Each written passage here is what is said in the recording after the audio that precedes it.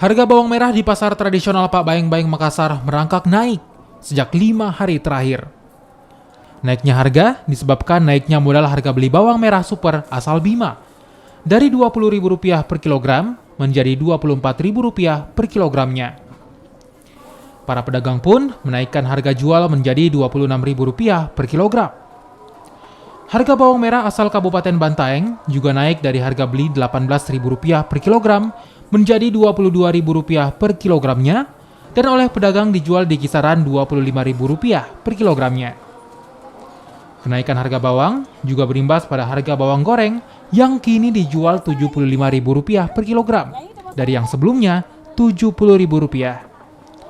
Kenaikan diperkirakan terus terjadi hingga di awal tahun. Kalau yang begini biasa 18, kalau supernya biasanya 20, ini naik. Itu bawang apa itu, Bu? Bima. Bawang Bima. Kalau bantai biasa 18, mungkin ada pengiriman atau bagaimana, biasanya begitu. Jika harga bawang merah naik, harga cabai merah kecil justru turun.